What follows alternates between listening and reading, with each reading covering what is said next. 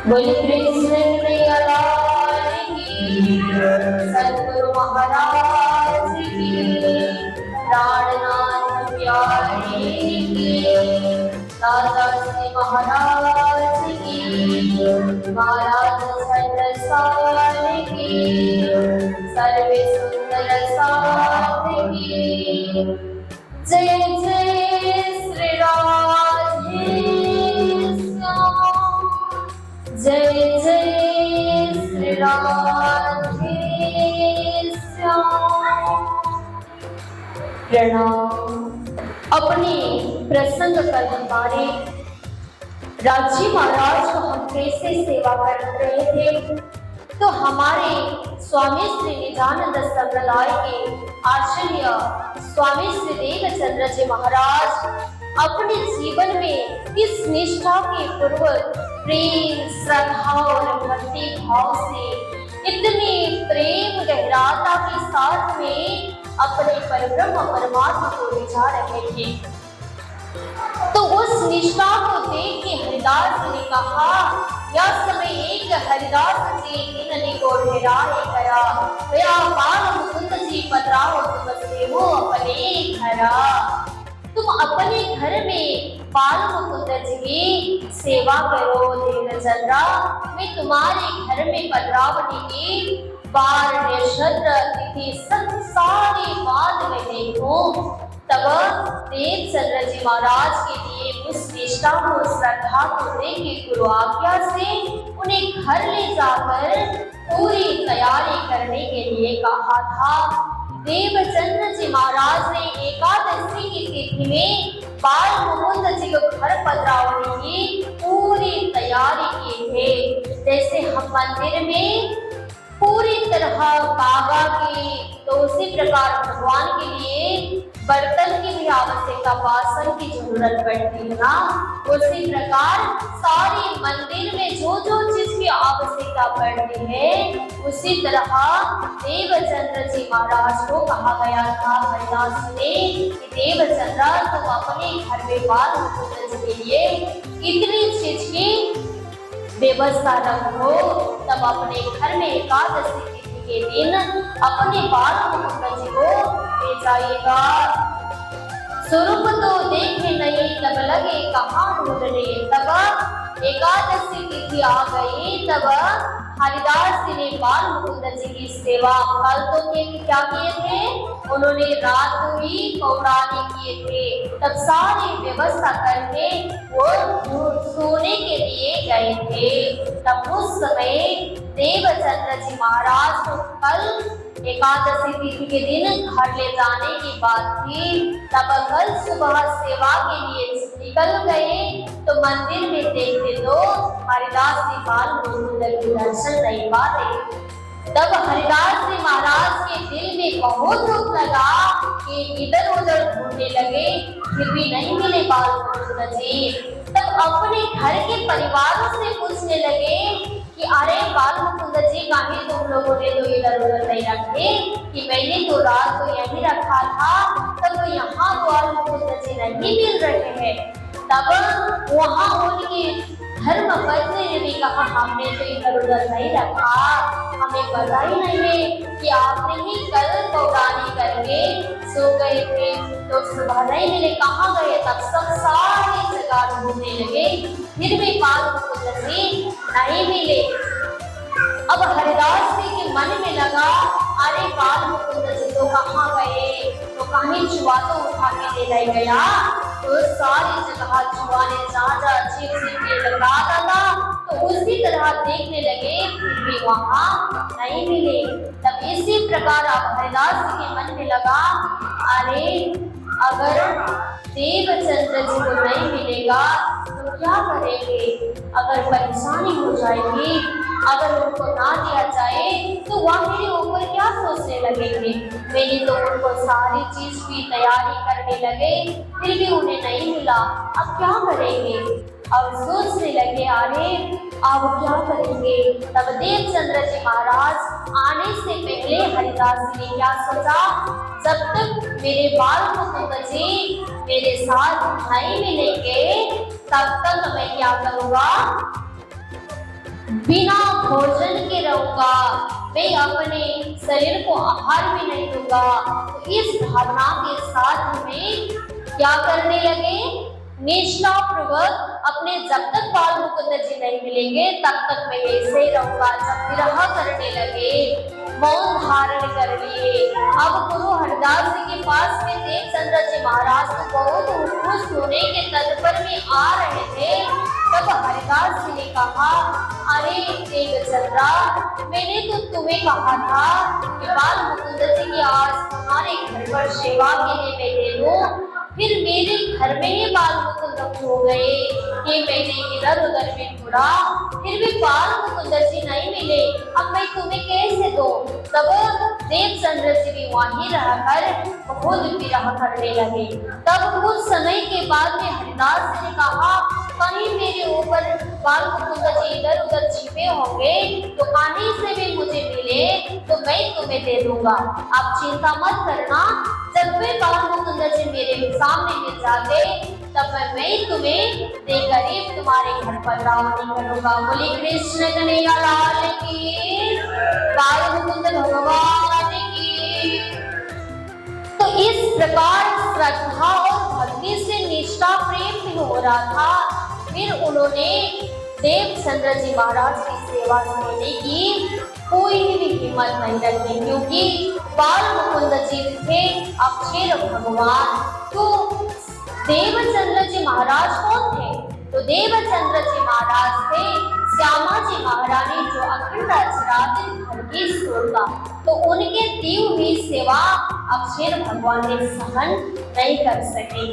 तब इसलिए यहाँ एक चीज की भेद हुई, तब इसलिए उनके पास में सेवा करने के लिए बाल मुकुंद जी को सहन नहीं पड़ा। तब अहो प्रभु जी कहाँ गए हटे हम ढूंढ गलते मना। जब अब यहाँ हरिदास से पुनः विरह करने लगे थे, तब रात में सोने ऐसी आंख झिपक रहे थे, तब उनको बाल मुकुंद जी आकर दर्शन देते हैं। तब कहते हैं, ओहो प्रभु जी कहाँ गए हटे हम ढूंढ गलते मना। मैंने तो आपको बहुत ढूंढ रहा हूँ, आप कहाँ थे, आप कहाँ गए थे? मैंने तो आपको यही गोदावरी भी की थी। तो उसी समय बाल मुकुंद जी सुबह उठते ही वहाँ देखने आए थे, तो बाल मुकुंद जी नहीं थे, आप मुझसे नहीं मिले। तो आप कहाँ गए थे? तो पूरे सारे बात प्रभु जी जो बाल मुकुंद जी ने गुरु हरिदास जी को बता दिए। उस स्वरूप को तुम्हें नहीं पहचाना, सो तुमको इन स्वरूप के भय नहीं पहचाना, मैं इनके सेवा ना सह सको एहसाना। तो कहते हैं कि मैं इनकी सेवा नहीं सह सकता हूँ, ये तो अखंड अक्षरातीत धाम की राधा स्वरूप श्यामा महारानी की स्वरूप है, तो मैं कैसे इनकी सेवा कर सकता हूँ? तुम्हें इनकी पहचान नहीं है हरिदास? वो तो साक्षात परब्रह्म परमात्मा की स्वरूपा रूप है। तो इस प्रकार वहाँ हरिदास जी के सामने आकर बाल मुकुंद जी ने इस प्रकार के स्वरूप की पहचान करवा देते हैं। तब हरिदास जी ने कहा, अगर देवचंद्र आपकी सेवा करने के लिए वो तो तत्पर थे, अब आपकी सेवा मैं नहीं दूं तो वो बहुत दुख होंगे ना। अगर किसी की आप मैंने दे दूं ये कहूँ तो उनको ना मिलने के बाद वो दुख जरूर हो जाएगा। तो इस प्रकार से कहने के बाद हरिदास जी को कहा, अरे हरिदास तुम्हें क्यों परेशान की बात हो, तुम्हारे पास में तो कौन है? बाकी बिहारी जी तो नहीं है, उनकी सेवा बाबा वस्त्र की सेवा उन्हें प्रदान करो कि वो उनकी सेवा कर सकते हैं। तो उनकी सेवा तुम जरूर देवचंद्र जी को दे सकते हो। बोले बाकी बिहारी लाल की। तो इस प्रकार अब हरिदास जी को देवचंद्र जी महारानी की पहचान हो जाती है। तब इस प्रकार देवचंद्र जी महाराज को पहचान हो जाती है कि कौन थे देवचंद्र जी महाराज। वो कौन से स्वरूप में थे, तब वह साक्षात बाल मुकुंद जी आकर के उन्हें पहचान करवा देते हैं। तो पहचान करवाने के बाद में हरिदास जी को मन में लगता है कि मैं अब जरूर उनके घर जाकर के मैं ये सारी बात बताऊं कि तुम्हें देवचंद्रा मेरी पहचान आज, तुम्हारी पहचान आज मुझे हो गई कि तुम कौन हो। तो आज मैं उनके चरण में जाके जरूर प्रणाम करूंगा। ऐसी भावना के साथ में वो निकलने के जान रहे थे, लेकिन हरिदास जी महाराज अब यहाँ क्या करने लगे, थोड़े समय ध्यान में पहुंच जाते थे। बोले कृष्ण कन्हैया लाल की। हरिदास जी गौरी उतावली शीश नवाया चरण। तो हरिदास जी अब अपने घर से निकल पड़े। तब उनके मन में लगा मैं आज जरूर देवचंद्र जी महाराज के चरण में जाकर शीश नवाऊंगा, क्योंकि कहीं हरिदास कहाँ करत हो हाथों उठाया दीना। तब हरिदास जी महाराज जाते जाते रास्ते में ही देवचंद्र जी महाराज से मिल चुके। तब देवचंद्र जी महाराज ने कहा, अरे गुरुदेव आप क्या कर रहे हो, आप क्यों ऐसा कर रहे हो, आप तो हमारे गुरुदेव हैं। ये तो लोक के विरुद्ध कार्य किया आपने, वेद से उल्टा, संसार के कार्यों से उल्टा किए हैं आपने। ये क्या कर रहे हो, आप खड़े हो जाइए। मैं आपका सिर, मेरा सिर आपके चरण में नमाना चाहिए, तो आप ही मेरे चरण में ऐसा सिर मत किया करो। अरे ये तो लोक विरुद्ध कार्य हो गया। तब हरिदास जी महाराज के मन में ऐसे कहा कि अरे देवचंद्रा तुम मत बोलो, मैंने तुम्हारा स्वरूप की पहचान साक्षात बाल मुकुंद जी दर्शन देकर मुझे कहा कि तुम्हें इस स्वरूप के भई नहीं पहचान, तुम्हें इस स्वरूप की पहचान हुई नहीं, अब मैं तुम्हें इस स्वरूप की पहचान करवाऊंगा। इस प्रकार मुझे बाल मुकुंद जी ने तुम्हारे स्वरूप की पहचान करवाई। बोले कृष्ण कन्हैया लाल की। गुरु हरिदास जी महाराज की। तो गुरु जी हरिदास जी अपने शिष्यों के चरणों के साथ में अपने शिष्य को नमा देते हैं। देखिए कि उन्होंने अपने अंदर कुछ भी अहम नहीं था, क्योंकि गुरु थे, संसार के थे, फिर भी उनके अंदर भक्ति था, निष्ठा था, श्रद्धा था। तो उसमें छोटा बड़ा की कोई भी भावना नहीं रखे, तो बस उनके हृदय में परमात्मा भक्ति था। तो उनके परमात्मा भक्ति के वजह उन्होंने सोचे कि ये मेरे शिष्य के लगाव से उन्होंने नहीं देखे देवचंद्र जी महाराज का, बस उन्होंने कौन सी दृष्टि से देखे, अंदर से नजरिया खोल के देखे। अरे मैं तो गर्ग ऋषि था पूर्व जन्म का।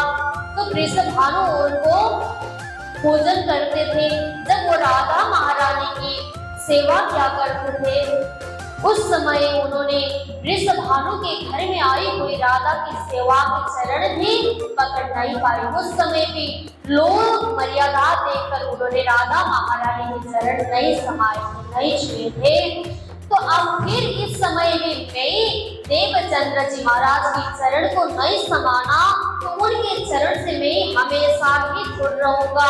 तो मैं जितना भी भक्ति करूं, चाहे जितना भी श्रद्धा से राधा महारानी की सेवा करूं, फिर मैं उनकी सेवा से पिछड़ हो जाऊं, तो मेरी सेवा जितनी भी हो जाए तो क्या, फल तो निष्फल हो गया है। तो उनके मन में ऐसी भावना प्रकट हो जाती है।